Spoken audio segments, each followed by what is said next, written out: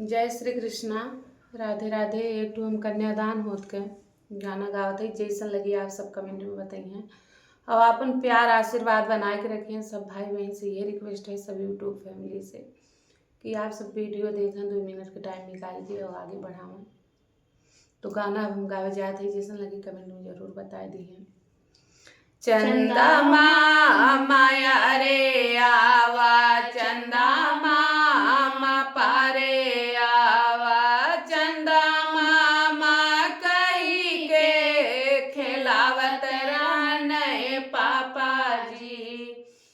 चंदा मामा कही के खिलावत रहने पापा जी।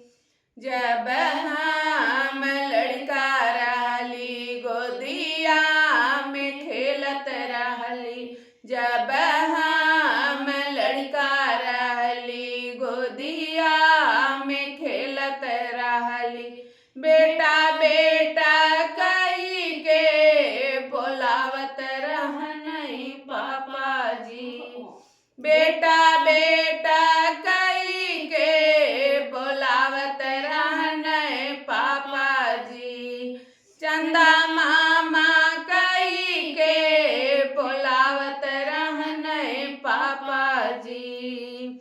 जब हम लड़का रहली दूरिया में लौटत रहली, जब हम लड़का रहली दूरिया में लौटत रहली, बिटिया बिटिया कही के पुकारत रहने पापा जी।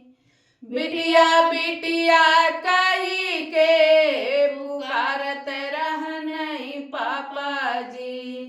चंदा मामा कही के खिलावत रहने पापा जी। चंदा मामा कही के खिलावत रहने पापा जी।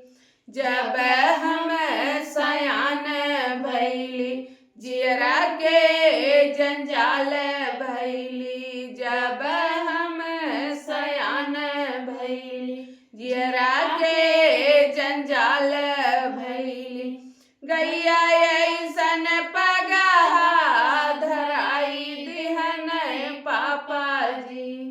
गैया ऐसन पगहा धराई दिहन पापा जी।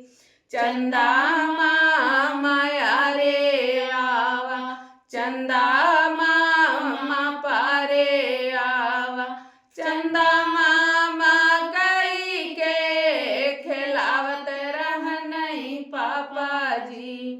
चंदा मामा कही के खिलावत